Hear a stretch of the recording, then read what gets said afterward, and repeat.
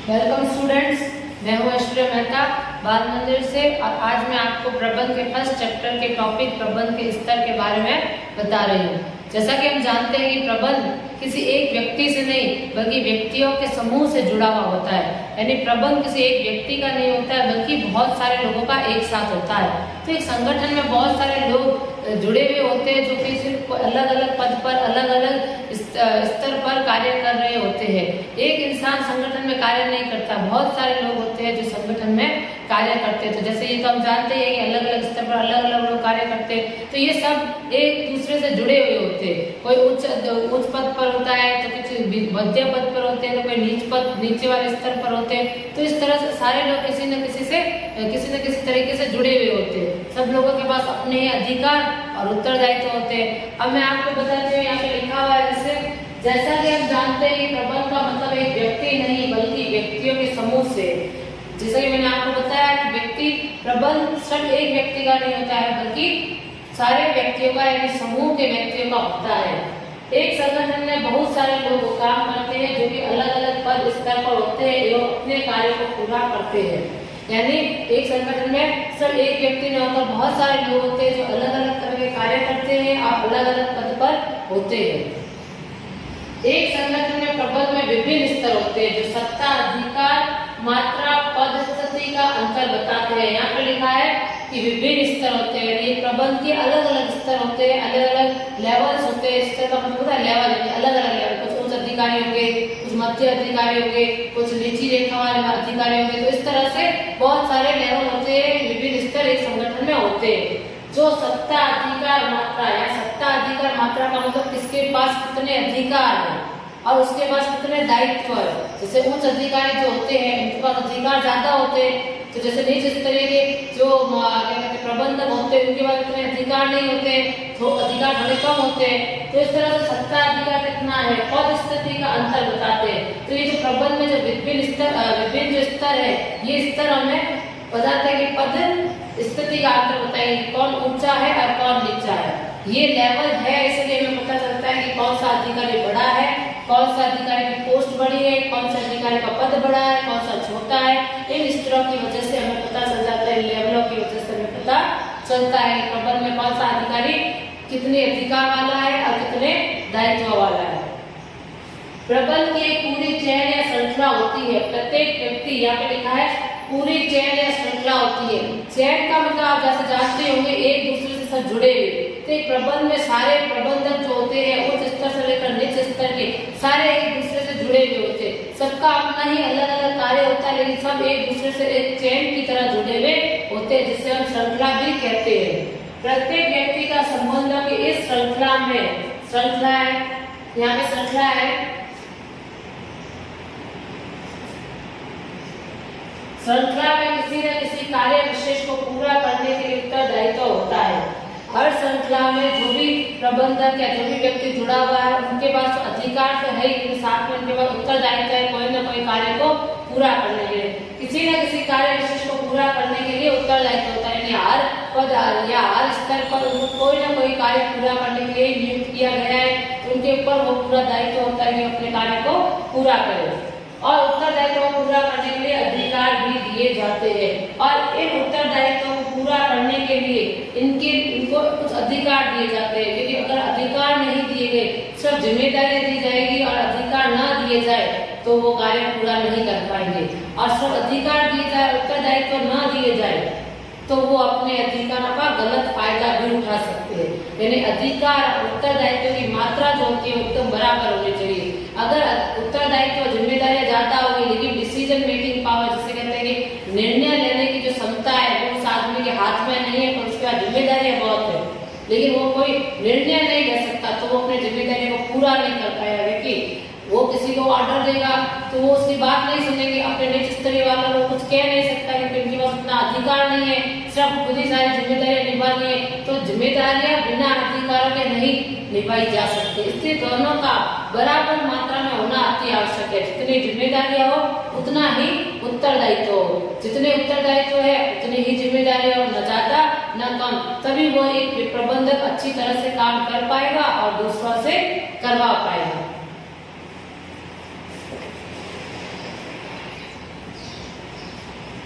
तो प्रबंध के 3 स्तर ये होते हैं। सबसे पहला स्तर है उच्च स्तरीय, फिर दूसरा मध्य स्तरीय और तीसरा परिचालन प्रबंध। उच्च स्तरीय में इसमें सबसे बड़े अधिकारी होते हैं, किसी भी संगठन के सबसे बड़े प्रबंधक या बड़े अधिकारी उच्च स्तरीय में आते हैं, जिसमें सीईओ होते हैं, सीएफओ, प्रधान, चेयरमैन, इस तरह के जो बड़ी बड़ी पोस्ट वाले लोग होते हैं वो उच्च स्तरीय में आते हैं। दूसरा है मध्य स्तरीय, यानी जो बीच में प्रबंधक होते हैं, जो ना उच्च स्तरीय हो सकते हैं ना परिचालन प्रबंधक यानी निच स्तरीय वाले। परिचालन का मतलब निच स्तरीय भी होता है, निच रेखा वाले भी हो सकता है, निच स्तरीय भी हो सकता है।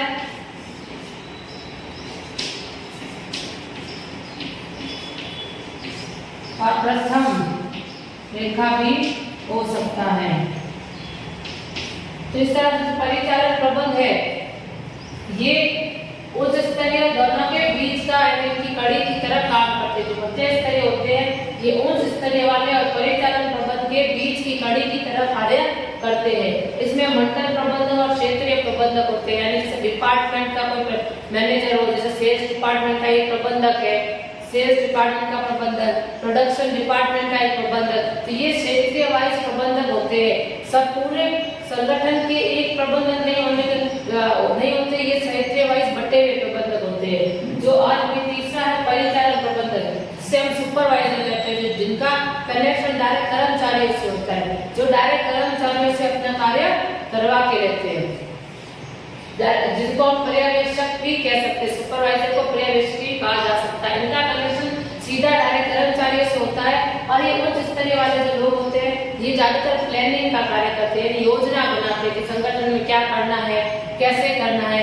इस तरह की योजना बनाने का कार्य होता है उच्च स्तरीय वालों का होता है। जबकि मध्य स्तरीय वाले जो होते हैं वो उच्च स्तरीय के द्वारा बनाई गई योजनाओं को लागू करवाने का कार्य करते हैं। यानी जो भी योजना उन्होंने उच्च स्तरीय वालों ने बनाई है उन योजनाओं को किस तरह से आगे बढ़ाया जाए, किस तरह से योजनाओं को उस संगठन में लागू किया जाए और उस योजना को लागू करते हुए लक्ष्यों की प्राप्ति की जाए, उसका ध्यान ये मध्य स्तरीय वाले रखते हैं। अभी परिचालन प्रबंध होते हैं वो मध्य स्तरीय के द्वारा इनको निर्देश दिए जाते हैं और उन निर्देशों को पूरा करते हैं और अपने कर्मचारियों से काम करवा के लेते हैं। तो ये है इसके 3 स्तर और मैं आपको इसको विस्तार से बताती हूँ।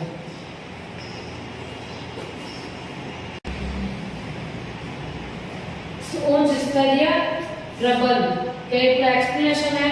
जैसे कि मैंने आपको बताया कि उच्च स्तरीय के जो प्रबंधक होते हैं वो सबसे बड़े अधिकारी होते हैं। यहाँ पे मैंने ये लिखा है कि यह संगठन के सबसे बड़े कार्यकारी अधिकारी होते हैं, यानी काम करने वाले सबसे बड़े अधिकारी होते हैं। कार्यकारी अधिकारी इसलिए कहा क्योंकि इनसे ऊपर कौन होता है, इनसे ऊपर होते हैं संगठन के मालिक, संगठन के शेयर होल्डर जिसे कहेंगे या मालिक, वो इनसे भी ऊपर होते हैं। इसलिए यहाँ पे कार्यकारी अधिकारी कहा है कि कार्य करने वाले अधिकारी, तो ये सबसे बड़े कार्य करने वाले अधिकारी होते हैं, सबसे बड़े प्रबंधक होते हैं। इनके नाम आपने सुने होंगे, जैसे चेयरमैन है, मुख्य कार्यकारी अधिकारी है, प्रधान है, उप प्रधान है, और इंग्लिश में आपने सुना होगा चेयरमैन, सीईओ। ये नॉर्मल वर्ड्स जो आप सुनते ही आए होंगे, सीईओ जैसे नाम आते रहते हैं, प्रेसिडेंट है। तो ये सब जो नाम है, ये नाम नहीं, ये पद है एक तरह से, और ये सबसे बड़े पद होते हैं किसी भी संगठन में।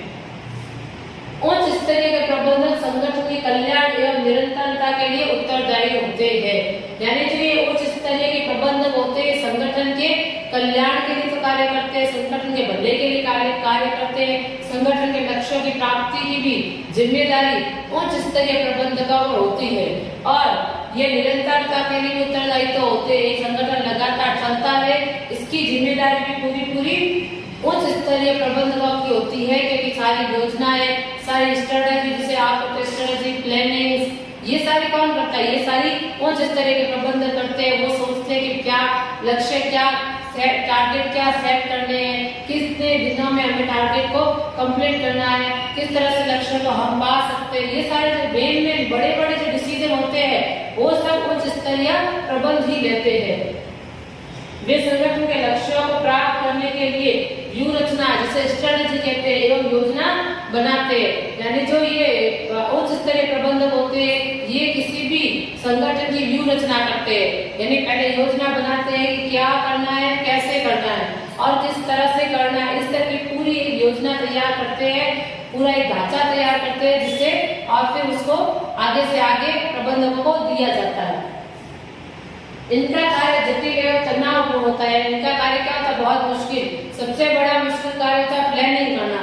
कोई हमें बता दे कि हमें क्या करना है और कैसे करना है, तो उसके बाद तो हम काम कर सकते हैं, लेकिन जब तक हमें पता ही नहीं कि हमें क्या करना है और किस तरह से करना है, तब तक हम कोई कार्य नहीं कर पाते। तो ये लोग सोचते हैं, जो उच्च स्तरीय वाले होते हैं, वही ये सोचते हैं कि क्या कार्य करना है, कितने समय में करना है, कितना हम कर सकते हैं, किन लोगों से करवा सकते हैं। इस तरह के सारे जो इम्पोर्टेंट डिसीजन होते हैं, जो मेन डिसीजन होते हैं, जो फाइनेंस को लेकर, धन को लेकर डिसीजन होते हैं, धन कहाँ से इकट्ठा करना है, इस तरह के जो सारे मेन डिसीजन होते हैं, वो सारे कौन लेता है? उच्च स्तरीय प्रबंधक लेते हैं। व्यवसाय के सभी कार्यों के लिए इनको जिम्मेदार ठहराया जाता है। अब सारे जो इम्पोर्टेंट डिसीजन है, जो सारा नियंत्रण है, वो किसके हाथों में? वो सारा है उच्च स्तरीय के हाथों में। तो जब सारे डिसीजन और नियंत्रण भी उन्हीं के हाथों में, तो व्यवसाय के सभी कार्यों की जिम्मेदारी किसकी हुई? उच्च स्तरीय वाले लोगों की हुई। यानी अगर जो सारे डिसीजन ले रहा है, जो सारे निर्णय ले रहा है, जो सारी चीजों को नियंत्रण कर रहा है, तो वो सारे कार्यों पर भी जिम्मेदारी पूरी की पूरी उच्च स्तरीय के लोगों की ही होगी। अगर संगठन में आगे जाकर कुछ गड़बड़ होता है, कुछ धोखा होता है, कुछ ही तरह की किसी तरह का घोटाला हो जाता है, जिससे आप कहते हो किसी तरह का घोटाला हो जाता है, गड़बड़ हो जाती है, तो उसके लिए निच स्तरीय प्रबंधकों को नहीं पकड़ा जाता। उसके लिए सीधा किसको पकड़ेगी? पुलिस। उसके लिए सीधा पकड़ेगी उच्च स्तरीय के प्रबंधकों, या फिर संगठन के जो मालिक है, वो किसी भी गड़बड़ के लिए किसको जिम्मेदार ठहराएंगे? उच्च स्तरीय के प्रबंधक को जिम्मेदार ठहराएंगे। तो इसलिए इनका काम बहुत मुश्किल और जटिल पूर्वक होता है। इनका काम मुश्किल होता है, इसलिए इनकी सैलरी भी ज्यादा होती है, इनका वेतन भी बहुत ज्यादा होता है, लाखों या करोड़ों में इनका वेतन होता है। तो ये इनका काम ही है प्लानिंग वगैरह करना। तो इस तरह इस पोस्ट पर जो आए हुए अधिकारी होते हैं, उनके पास बहुत ज्यादा दिमाग, बहुत अनुभवी एक्सपीरियंस वाले लोग होते हैं, जिनके पास बहुत अच्छी क्वालिफिकेशन, बहुत अच्छी एजुकेशन होती है, काफी अच्छी डिग्री होती है, काफी अच्छा अनुभव होता है, जिससे वो एक संगठन को चला पाए। यानी किसी नए फ्रेशर को या किसी नए इंसान को नहीं लेते, क्योंकि ये कार्य बहुत जटिल होता है और कोई भी बिना अनुभव का इंसान इस कार्य को पूरा कर नहीं पाएगा। इसलिए यहाँ पर सारे अनुभवी लोग ही आते हैं। तो ये था उच्च स्तरीय प्रबंधन के बारे में, जो सबसे बड़े अधिकारी होते हैं।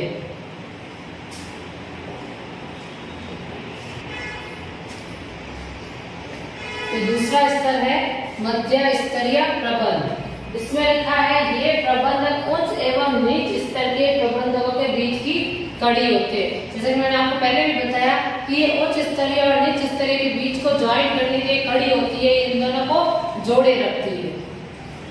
अब ये उच्च प्रबंधकों के अधीनस्थ, यानी जो उच्च अधिकारियों के ये जूनियर होते हैं। कौन जूनियर होते हैं? ये मध्य स्तरीय प्रबंधक जो होते हैं, उच्च स्तरीय प्रबंधकों के जूनियर होते हैं, या अधीनस्थ यानी इनके नीचे कार्य करते हैं। अधीनस्थ करने का मतलब है इनके नीचे कार्य करना। तो ये उच्च स्तरीय के अंदर कार्य करते हैं, नीचे कार्य करते हैं, जिनके वो जूनियर होते हैं। यह प्रथम रेखीय प्रबंधक यानी वो परिचालन प्रबंधक, यानी सबसे नीचे वाले, नीच स्तरीय वाले के प्रधान यानी सीनियर होते हैं। और जो नीच स्तरीय वाले प्रबंधक होते हैं, उनके ये मध्य स्तरीय सीनियर होते हैं। और कैसे सीनियर होते हैं? जो ऊपर अधिकारी होगा वही सीनियर होगा, और जिनके ऊपर और होंगे, जैसे उच्च स्तरीय मध्य के भी ऊपर है, तो वो मध्य स्तरीय जूनियर हो गया। लेकिन मध्य स्तरीय ऊपर है किनसे? निच स्तरीय वालों से, तो वो उनके सीनियर हो जाते हैं। मध्य स्तरीय प्रबंधक उच्च प्रबंधक द्वारा बनाई गई योजना एवं भू रचनाओं को पूरा करवाने के लिए उत्तरदायी होते हैं। ये जो मध्य स्तरीय प्रबंधक होते हैं, यह जिम्मेदारी लेते हैं जो योजनाएं उच्च प्रबंधक ने बनाई है, यानी उच्च प्रबंधक जो सीईओ, सीएफओ या प्रधान है, इन्होंने जो भी योजना है, जो भी व्यू रचनाएं बनाई है, एक पेपर पर जो ढांचा तैयार किया हुआ है, किस तरह से कार्य करना है, इसका पूरा उन्होंने एक ढांचा तैयार किया हुआ होता है। इनको पूरा करवाने की, इनको पूरे संगठन में लागू करवाने की और इस योजना को पूरा करने की जो पूरी जिम्मेदारी होती है, वो मध्य स्तरीय प्रबंधकों की होती है। यानी ये जो उच्च स्तरीय वाले जो होते हैं, वो तो सिर्फ प्लानिंग और योजना कर लेते हैं, फिर वो अपनी योजनाओं को, अपनी प्लानिंग को मध्य स्तरीय वालों को समझा देते हैं और उनको दे देते हैं, ताकि वो अपना कार्य उन प्लानिंग योजना, यानी उस प्लानिंग के अनुसार या उन योजना के वो कार्य को करवा सके आगे से आगे। जैसे एक सीईओ है या फिर कोई उच्च अधिकारी है, उसमें अपने मध्य स्तरीय के अधिकारी होंगे, या तो उत्पादन विभाग के मेन प्रमुख प्रबंधक होगा या कोई सेल्स डिपार्टमेंट का मेन प्रबंधक होगा। तो इनको काम जिम्मेदारी देंगे कि आपको उत्पादन अधिक से अधिक बढ़ाना है, आपको जो है माल अधिक से अधिक बेचना है, किस तरह से माल बनाना है, आपको किस तरह से आप माल बना के पैकिंग किस तरह से करोगे और किस तरह से ज्यादा से ज्यादा बेच पाओगे, इसकी पूरी वो योजना आपको समझा देते हैं। फिर इस योजना को पूरा करने की जिम्मेदारी पूरी की पूरी मध्य स्तरीय वालों की हो जाती है। अब तथा प्रथम रेखीय प्रबंधकों के कार्यों के लिए जिम्मेदार होते हैं। और जो प्रथम स्तरीय के जो प्रबंधक के कार्यों के लिए भी पूरी जिम्मेदारी इनकी होती है, क्योंकि ये प्रथम रेखीय प्रबंधक है, इनको कार्य कौन समझाता है, इनको कार्यों के लिए निर्देश कौन देता है, मध्य स्तरीय वाले, क्योंकि उच्च स्तरीय वाले तो देते नहीं है। उच्च स्तरीय वाले का कनेक्शन सीधा मध्य स्तरीय वाले से होता है, मध्य स्तरीय के वालों का कनेक्शन सीधा जो है निच स्तरीय वालों से होता है। तो इनकी जो निच स्तरीय के कामों की भी जिम्मेदारी है वो पूरी की पूरी मध्य स्तरीय वालों की होती है कि वो देखे कि जो निच स्तरीय वालों ने अपना काम ढंग से किया है कि नहीं किया है, वो किस तरह से कार्य कर रहे हैं, वो अपने कर्मचारी से काम करवा पाए नहीं पाए, टारगेट कितना पूरा किया उन्होंने, इस और उनके द्वारा कौन कौन से कार्य किए गए। तो इस सारे कार्य की जो जिम्मेदारी होती है वो इनकी मध्य स्तरीय वालों की होती है कि ये कितना कार्य कर पा रहे हैं, प्रथम रेखीय प्रबंधक कितना कार्य करवा पाए। तो इस तरह से मध्य स्तरीय बीच की कड़ी बन जाता है जो उच्च प्रबंधक और निच प्रबंधक के बीच को जोड़े रखता है। उच्च प्रबंधक और निच जो स्तरीय प्रबंधक होते हैं इनका डायरेक्ट कोई कनेक्शन नहीं होता है, लेकिन काम क्योंकि लगातार होता है सीक्वेंस वाइज। उच्च प्रबंधक योजना बनाता है, मध्य स्तरीय योजना को लागू करवाता है और निच स्तरीय वाले उन योजना जो लागू की गई है वैसा कार्य करके देता है। जो कार्य करना चाहिए उस कार्य को करवा के देता है, ये निच स्तरीय के काम होता है। तो इस तरह से ये बीच की कड़ी बन जाता है।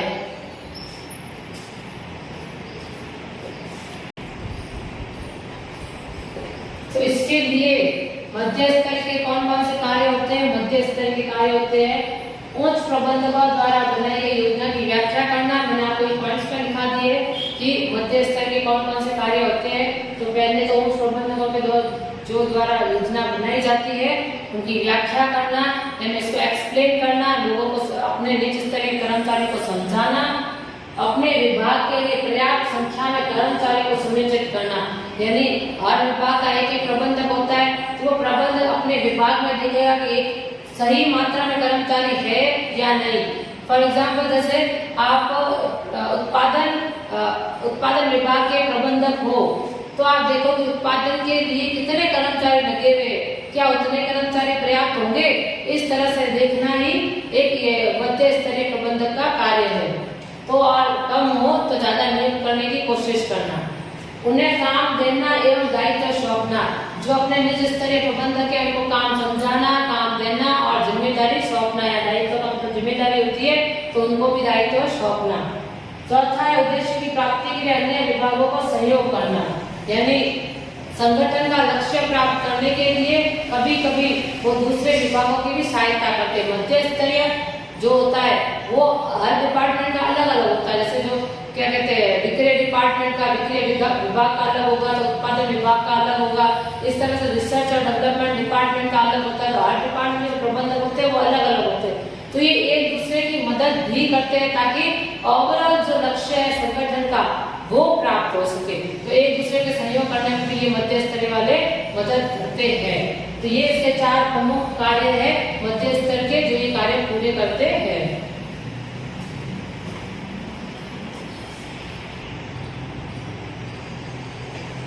तो ये है तीसरा स्तर इसका, पर्यवेक्षीय अथवा प्रचालन प्रबंधक। यानी प्रचालन या पर्यवेक्षीय यानी होता है सुपरवाइजर या सुपरवाइजिंग करना।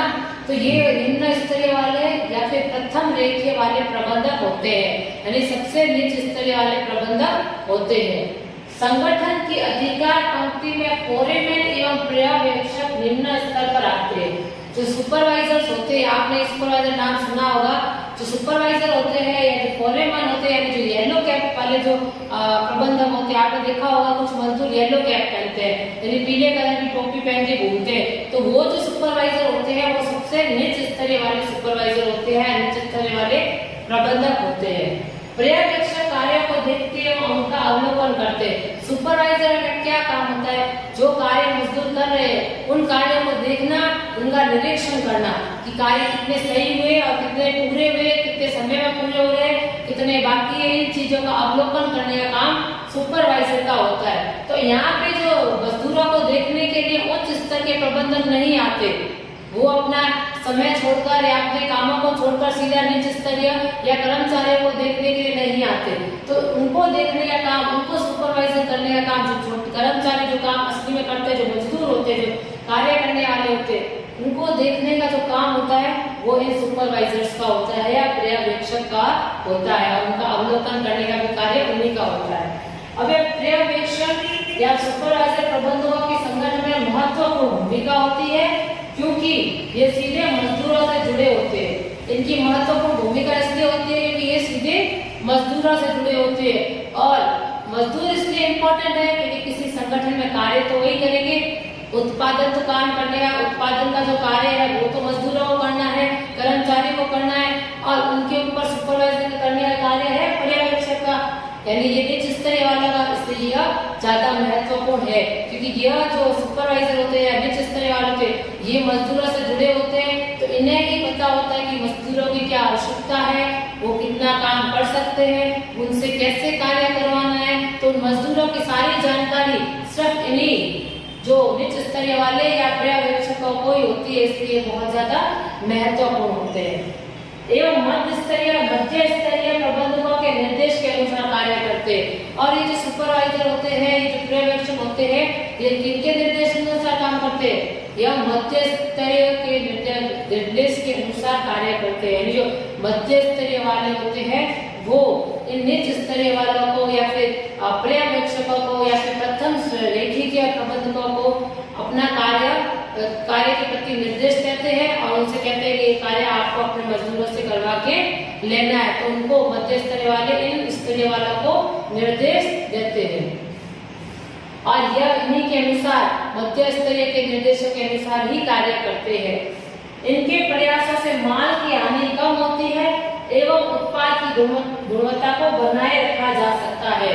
अगर सुपरवाइजर बहुत अच्छे हैं तो उनसे माल की हानि बहुत कम होगी, क्योंकि वो हर वक्त चीजों का अवलोकन करते रहेंगे, हर वक्त वहाँ पे खड़े रहेंगे, देखते रहेंगे कार्य किस तरह से पूरा हो रहा है, कहीं माल का नुकसान तो नहीं हो रहा है, कहीं माल की हानि तो नहीं हो रही है। मजदूरों को देखेंगे, मजदूर कैसे काम कर रहे हैं, इस तरह से उनके ऊपर निगरानी रखी जाएगी, और देखेंगे कि उत्पाद की गुणवत्ता कैसी है। तो इस तरह से उत्पाद की गुणवत्ता जो है अच्छी बनाए रखी जा सकती है निच स्तरीय या फिर इन पर्यवेक्षकों की मदद से, यानी सुपरवाइजर की मदद से एक संगठन अपने उत्पाद की गुणवत्ता भी बनाए रख सकता है और हानि कम से कम कर सकता है। अगर वहाँ के सुपरवाइजर अच्छे हैं तो वहाँ का उत्पाद की गुणवत्ता भी अच्छी होगी और हानि भी कम से कम होगी। तो इसीलिए पर्यवेक्षक अथवा प्रचालन प्रबंधक भी बहुत जरूरी होते हैं। इनका भी होना संगठन के लिए बहुत महत्वपूर्ण होता है। अगर संगठन में तीनों स्तर में से एक भी स्तर गायब हो जाए या एक भी स्तर सही से वर्क ना करे या कार्य ना करे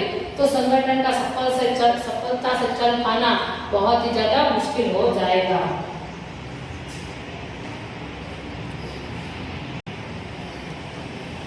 इस तरह से मैंने आपको तीनों स्तर बारी से समझाए हैं, जिसमें तो इस तरह से ये तीनों स्तर है। तो उच्च स्तरीय वाले मध्य स्तरीय को ऑर्डर देता है या ऑर्डर देने का कार्य उच्च स्तरीय से मध्य स्तरीय जाता है, फिर मध्य स्तरीय वाले जो है इनको प्रचालन को कहते हैं या पर्यवेक्षकों को अपना निर्देश देते हैं।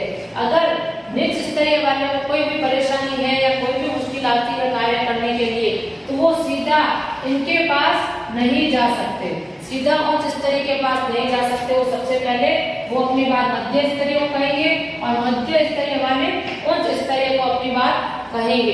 इस तरह से यह चेन चलती है, यानी चेन लगातार चलती है। पहले उच्च के बाद मध्य और फिर है पर्यवेक्षीय।